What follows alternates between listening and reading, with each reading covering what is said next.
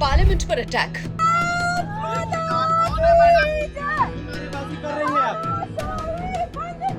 Parliament के अंदर का ये सीन स्थगित की जाती है।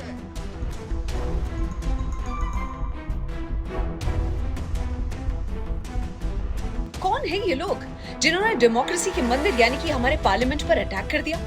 पार्लियामेंट पर अटैक, पार्लियामेंट के अंदर का ये सीन। 2 बजे तक स्थगित की जाती है। कौन है ये लोग जिन्होंने डेमोक्रेसी के मंदिर यानी कि हमारे पार्लियामेंट पर अटैक कर दिया? तो कल एग्जैक्टली हुआ क्या? 13 दिसंबर 2023 ये तारीख, पार्लियामेंट का 0 आवर चल रहा था। एक बंदा विजिटर्स गैलरी से नीचे कूद गया। इस आदमी ने ब्लू जैकेट पहन रखा था और हाउस में बेंचेस पर कूदता हुआ ये आदमी, उसे वहाँ पर जितने पार्लियामेंटेरियंस थे और सिक्योरिटी थे उन्होंने घेरा और फिर अच्छे से उसकी कुटाई की, उसे मारा, उसकी सुताई हुई। इनफैक्ट 2 लोग विजिटर्स गैलरी में बैठे हुए थे और कैनिस्टर्स थे उनके हाथ में।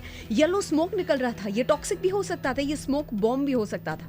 वो भी पार्लियामेंट पर अटैक हुआ था उसी दिन, मतलब अटैक मेमोरियल दिवस यानी कि 22nd एनिवर्सरी, और तारीख वही यानी कि 13 दिसंबर 2001 और ये 13 दिसंबर 2023। 2001 में क्या हुआ था उस पर जाते हैं, लेकिन उससे पहले आपको दिखाना चाहती हूँ। पहले ये देखो कि पार्लियामेंट के बाहर क्या हो रहा था। पार्लियामेंट के बाहर फायर क्रैकर्स यानी कि पटाखे जलाए गए थे। ये औरत चिल्ला रही है, पार्लियामेंट के बिल्कुल बाहर ये औरत चिल्ला रही है, भारत माता की जय, अत्याचार नहीं चलेगा, तानाशाही नहीं चलेगी। ये नारे अलग हैं। साफ समझ आती है एक बात कि अगर इसमें खालिस्तानी टेररिस्ट का हाथ होता तो नारे कुछ अलग ही होते, लेकिन हम उसे छोड़ भी नहीं सकते क्योंकि उनकी तरफ से जो ये धमकियां मिली हैं इन्हें हम हल्के में थोड़ी ना लेंगे। पर ये औरत और ये बंदा, ये बाहर जो खड़े हैं, इन्हें ले जाया जा रहा है पकड़ के, ये कौन है?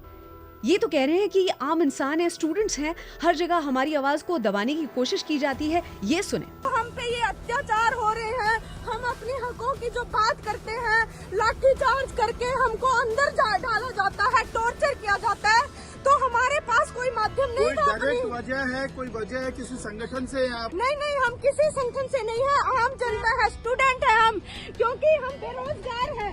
हमारे माता पिता इतना काम करते हैं, मजदूर, किसान, छोटे व्यापारी, दुकानदार। आंखों देखा हाल बताते हुए जो अंदर थे उनकी भी सुन लें। Suddenly two people from the visitors gallery jumped into the house. Lok Sabha की कार्रवाई चल रही थी और दर्शक दीर्घा से एक व्यक्ति कूदा, तो हम लोगों ने सोचा कि कम से कम हो सकता कोई गिर गया हो, बीमार रहा हो, लेकिन वो कूद करके जंप करते हुए स्पीकर की पीठ की तरफ भाग रहा था और दूसरा वहां गिर करके हम सभी लोगों ने पकड़ने का काम किया और उसके बाद दूसरे को भी पकड़ने का काम हम सभी लोगों ने किया। ज्यादा चिंतित कर देने वाली बात यह है कि अगर ये रैंडम इंसान भी हैं, मतलब समझ लेते हैं कि 4 से 6 ये पागल लोग हैं, मान लेते हैं, लेकिन उनकी जिंदगी तो गई ना, वो तो जाएंगे जेल में और उन पर इतना बड़ा पहाड़ जैसा केस जो ठुक चुका है।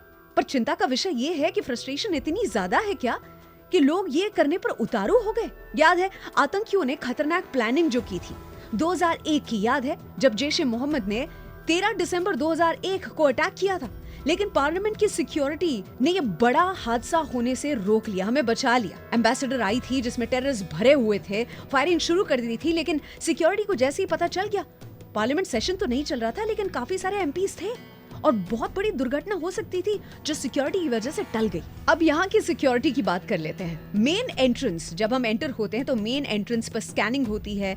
ये सारे जर्नलिस्ट जानते हैं कि पॉकेट्स चेक किए जाते हैं, मेटल डिटेक्टर्स सेट किए जाते हैं, इलेक्ट्रॉनिक गुड्स है कि नहीं, वार्निंग दी जाती है कुछ आड़ा टेढ़ा मत करना और अंदर कुछ भी ले जा नहीं सकते। तो ये लोग स्मोक इंस्ट्रूमेंट ले गए और किसी को कानो कान पता भी नहीं चला। वो भी कल का दिन तो वर्स्ट प्लान टेरर अटैक का दिन, मतलब उसकी एनिवर्सरी थी, तो सिक्योरिटी कैसी होगी ये सोचें। सिक्योरिटी ब्रेक करके 6 किरदार जो सामने आए उनकी बात, 2 जो सदन के अंदर हंगामा कर चुके थे और 2 जो सदन के बाहर प्रदर्शन कर रहे थे, लेकिन 2 और लोग ऐसे जो प्लानिंग में शामिल थे। एक तो ऐसा भी था जिसने घर में इन सबको पनाह दी थी। जो सामने आए हैं सागर शर्मा, यूपी लखनऊ के रहने वाले हैं। डी मनोरंजन जो 35 साल के थे, ये मैसूर से हैं और ये दोनों जो थे वो विजिटर्स गैलरी में मौजूद थे। संसद के बाहर खड़ी हुई थी जो वो सिविल सर्विसेज की पढ़ाई करने वाली ये 42 साल की टीचर है नीलम देवी, जो कि हरियाणा हिसार से है और फार्मर प्रोटेस्ट का हिस्सा भी थी ये।